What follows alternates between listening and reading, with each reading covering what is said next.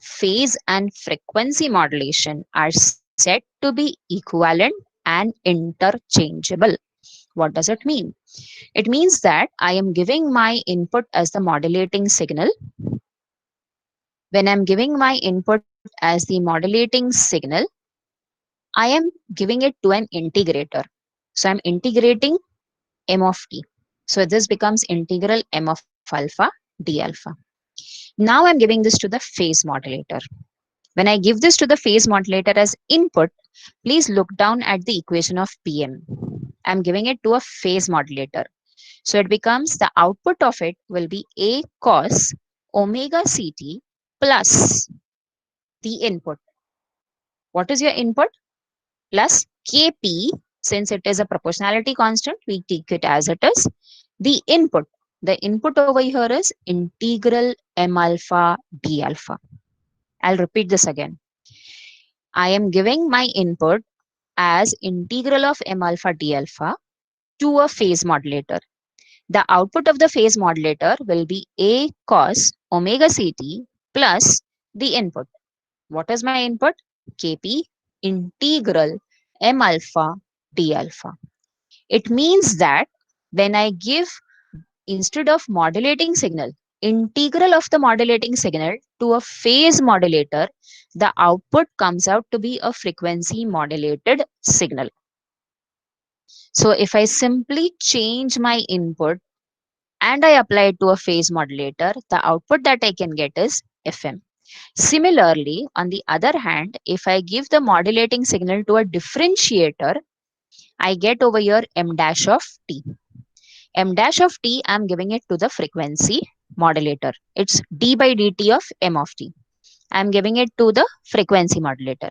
So what will I get? I will get it as A cos omega ct plus kf integral minus infinity to t derivative of modulating signal. It's d by dt of mt. So the integral and the derivative cancel each other, and what you get is kf m of t, which is nothing but the equation of Pm. So in short, phase and frequency modulation are equivalent and interchangeable. That means if I give the input as an integral of the modulating signal to phase modulator, output I get is Fm. If I give the derivative of the modulating signal to F frequency modulator, output I get as Pm. This is the relationship between Fm and Pm. Now we can further generalize this by using only one block diagram.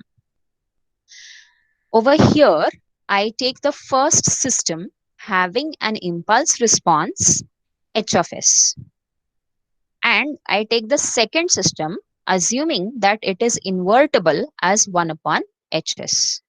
You know what is invertible system? Invertible system is if I get back my original input, then it is the system is said to be invertible. That means it is one to one mapping. One input, one output. From the same output, I get my original input. That is called as the invertibility property. So in case if I have the impulse response, h of t is equal to k delta of t. That is an impulse function. If I use the impulse function in the first block as k delta of t, then the output that I will obtain will be Pm.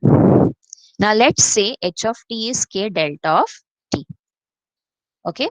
And in the second case, if I take my impulse response, h of t is equal to k times u of t, then from the output of the first block will be nothing but Fm.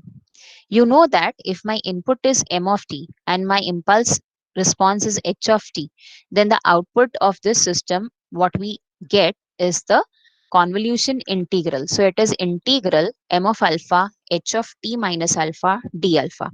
So this is integral m of alpha h of t minus alpha d alpha. What have you used h of t over here? K of delta of t. So what will you get over here? Delta of t minus alpha d alpha. Now it's integral m of alpha delta of t minus alpha d alpha. Use the shifting property of impulse function. You'll get the value of the function